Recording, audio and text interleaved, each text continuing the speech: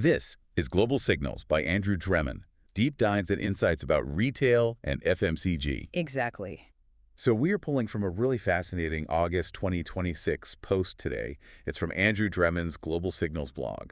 And our mission for this deep dive is to basically explore this stark, highly educational divergence happening right now in the skincare market. Yeah, it's a wild case study. It really is. We are going straight under the hood of Beiersdorf's portfolio. Yeah. And I got to say, the numbers in this source material are genuinely shocking. Right, because if you look at it, in the first half of 2026, Nivea's global sales dropped by 6.8%. Wow.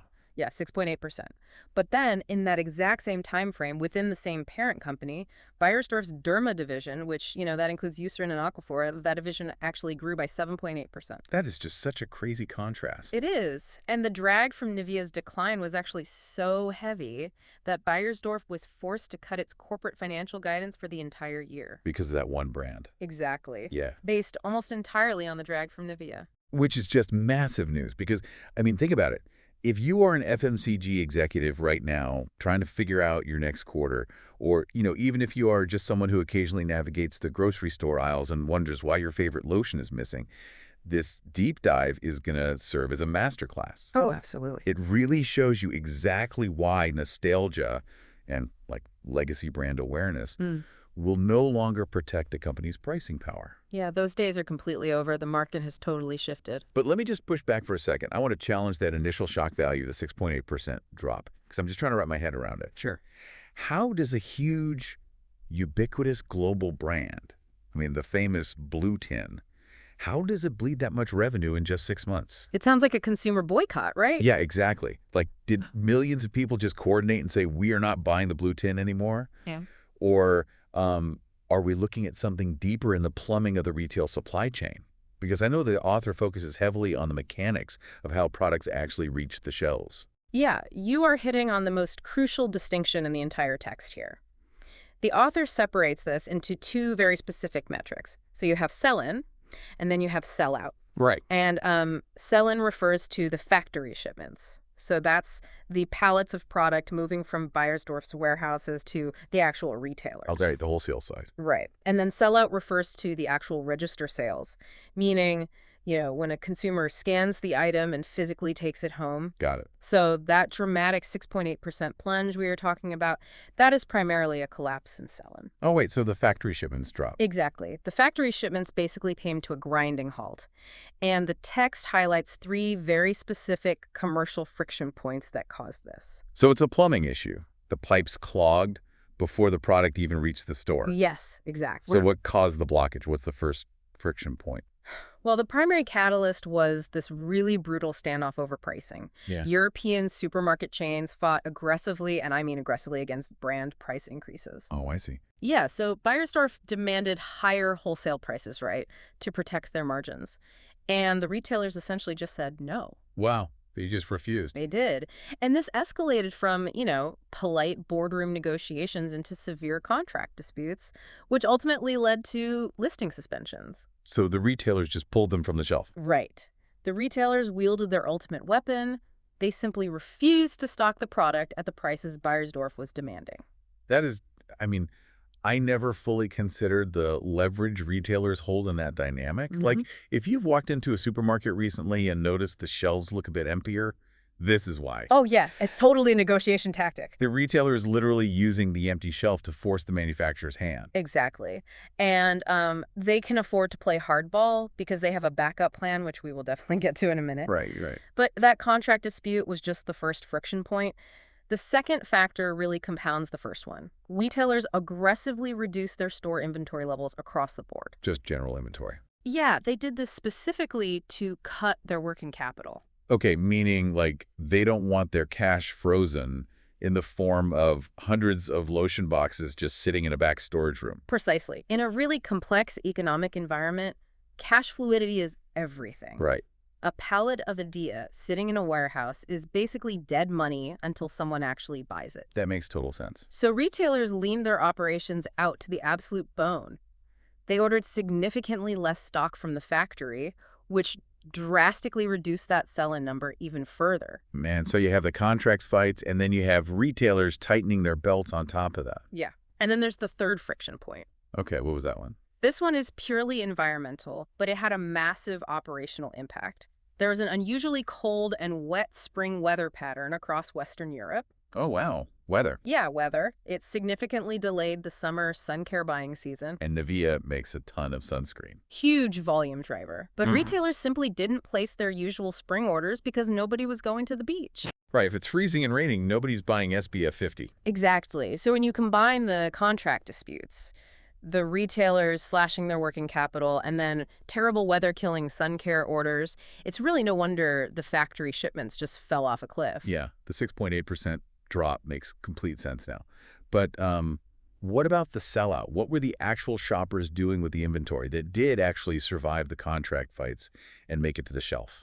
Well, the register sales to actual shoppers performed slightly better than the factory shipments. So, the sellout wasn't quite as disastrous as the sell-in. Okay, so people were still buying it a little bit. A little bit, yeah. But the underlying retail trend that the source identifies is just glaringly clear. Consumer buying habits have fundamentally changed. Traditional mass skincare brands are absolutely losing their grip on the market. Okay, let's unpack this. Because if traditional mass skincare is losing ground, where exactly are the shoppers going? That is the big question. Right, because the author points out that the mass skincare category is no longer operating as this, single unified market anymore. No, not at all. The middle ground has vanished, and the market has split into two totally opposite directions. Yeah, we are witnessing a complete bifurcation of the consumer base. Right. So what does that look like? Well, on one end of the spectrum, you have this massive wave of consumers who are trading down. Trading down. Okay. Yeah. These are inflation-weary consumers. They are looking for everyday basics like, general body hydration. And instead of buying a legacy brand, they are trading down to private label store brands. Ah, the store brands. Right. Which honestly, that gives the retailers all that leverage we just talked about earlier. Exactly. If Beiersdorf demands a higher price, the supermarket just points to their own generic lotion and says, well, we'll just sell our own product. It is the weaponization of the private label. Wow. And it works now because the quality of those store brands has improved so drastically. I mean, think about it. 10 years ago, a generic store lotion felt cheap. It was watery. Yeah, it was terrible. But today, the consumer feels they are getting a perfectly adequate product. It costs significantly less, but the quality is there. Right. So they are no longer willing to pay a premium just for a legacy brand name if the store brand moisturizes just as well. That makes perfect sense for basic hydration. Yeah. But the text also notes this equally powerful movement in the exact opposite direction. Yeah. People are also trading up. Yes, and this is where the market gets truly fascinating, particularly in facial care. Okay. Consumers are trading up for visible results. They are actively bypassing traditional mass brands, and instead they are choosing science-backed clinical products with proven active ingredients. Like what kind of ingredients? The source specifically highlights highly sought-after compounds like diamidol or niacinamide. See, I want to pause on those ingredients because I feel like that highlights a massive shift in consumer education. Oh, massive. Like we aren't just talking about these vague promises of, nourishment or radiance anymore. Yeah. Modern shoppers actually want active ingredients. They want the science. Right. And this split, this trading down for cheap basics on one side and trading up for clinical efficacy on the other, it is playing out perfectly within Beiersdorf's own corporate walls. It really is the perfect case study. Because we just said Nivea, the mass portfolio, declined 6.8% globally. But look at the growth drivers for Beiersdorf's Derma division. The numbers are staggering. They really are. The text says that in the first half of 2026, Derma surged 71% in Brazil. 71%. Yeah, and then 62% in China and 40% in U.S. facial care. I mean, those geographic numbers just tell a profound story. Right, it's everywhere. Yeah, this is not a localized Western European phenomenon. From Brazil to China to the U.S., consumers globally are proving that they are more than willing to spend money, even in a tight economy, if they believe the product offers genuine, scientifically proven clinical value. And the contrast here is just incredible because while Nivea was getting bogged down in those tense European grocery negotiations, getting their listings suspended, Beiersdorf was simultaneously doing something huge with Aquaphor. Right, their clinical dermo brand. Exactly. The source points out that they were expanding Aquaphor into body care, launching daily hydration lotions enriched with ceramides and hyaluronic acid. Yes. And they push these straight into mass giants like Walmart, Target, and Amazon in July 2026. Which is just a brilliant move. They basically bypassed the legacy problem entirely. Totally. They took the highly sought-after active ingredients that consumers are trading up for, like the ceramides and hyaluronic acid, and brought them directly into the mass market channels. So they are giving the mass market shopper the clinical efficacy they want, but in the big box stores they already go to. Exactly. It's a perfect convergence. Okay, so on one hand you have Aquaphor thriving, but on the other hand you have Nivea bleeding market share.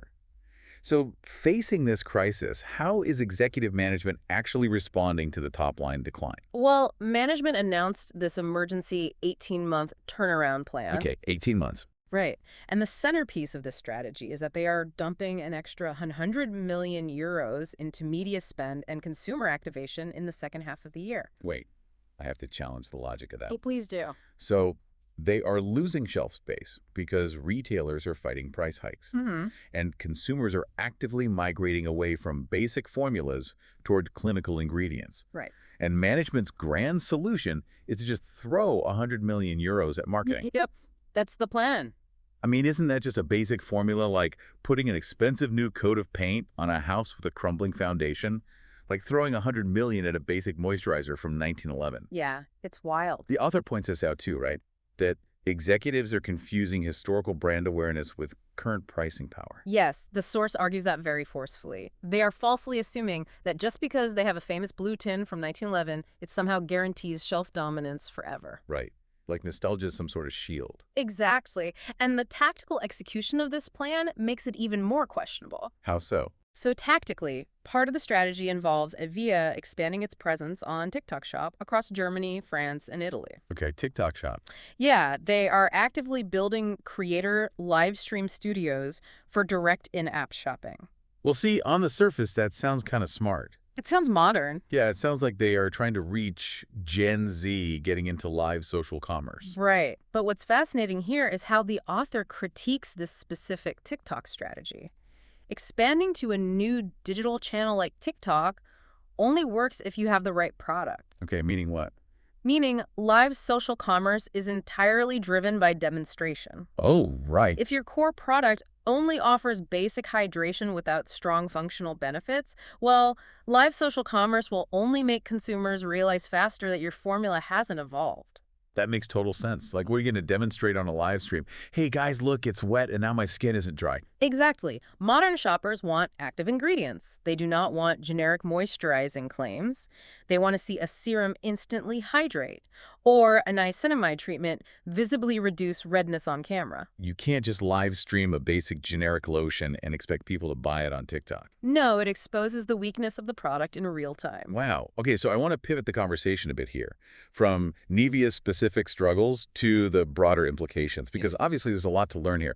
How can FMCG directors and, retail buyers, how do they avoid these exact strategic mistakes? Well, the source text actually distills this entire situation into 5 direct strategic lessons for leaders. Okay, let's walk through those. What is lesson number 1? The first one is that nostalgia does not protect shelf space. We kind of touched on this. Yeah. Price-sensitive consumers know that private labels have improved. A legacy brand name simply isn't enough to justify a premium price anymore if the product itself is just basic. Right. The memories of your grandmother using it don't make it worth paying double. Exactly. Which leads right into the second lesson. Fix the formulation before the media budget. Ah, the 100 million euro mistake. Right. Dumping 100 million euros into ads for basic product lines is just poor capital allocation. You must upgrade the active ingredients first before you spend the marketing dollars. Because otherwise you're just driving awareness to a product that people don't actually want anymore. Exactly. Okay, what's the third lesson? Lesson 3 is that brands need to differentiate with clear active ingredients. Transparency. Yes. They need a transparent ingredient narrative, or they will lose to clinical alternatives. The consumer needs to know exactly what is in the bottle and why it works. And no more vague promises. Exactly. And lesson 4 addresses the retailer relationship. Stop pushing price hikes without value upgrades. The standoff. Right. Demanding higher wholesale prices without upgrading the actual product benefits leads directly to the contract fights and the empty shelves that Nivea experienced. Because the retailers know the consumer won't pay for it. Precisely. And then the fifth and final lesson ties back to the TikTok discussion. Right, the live streaming. Lesson 5 is to align digital channel expansion with product innovation. TikTok Shop only works if the product delivers fast, visible benefits that creators can actually demonstrate on video. So what does this all mean when you look at Beiersdorf as a whole? Well, they are in a unique position. Beiersdorf is actually taking a pragmatic, operational step here. How so? They are using the cash generated from their successful clinical brands Eucerin and Aquaphor to fund Nivea's turnaround. So the growing division is paying to fix the shrinking division. Exactly. But the author makes it very clear. Extra marketing budgets alone will not resolve structural brand complacency. Yeah. So to really summarize the core insight for you, the listener, legacy brands cannot simply coast on heritage and price hikes anymore. No, it's impossible now. To defend market share against store brands on the low end and clinical dermal products on the high end, mass heritage brands must modernize their product formulas. They have to offer genuine, science-backed value. They do. And the author leaves us with a really fascinating challenge at the end of the text. Oh yeah, this is a great thought exercise. It is. The text asks, if you were sitting in the CEO chair, would you approve 100 million euros in extra media spend before upgrading the core formulas? Or would you direct that capital straight into product R&D? It's a great question to mull over. You are listening to Global Signals by Andrew Tremin. Deep dives and insights about retail and FMCG.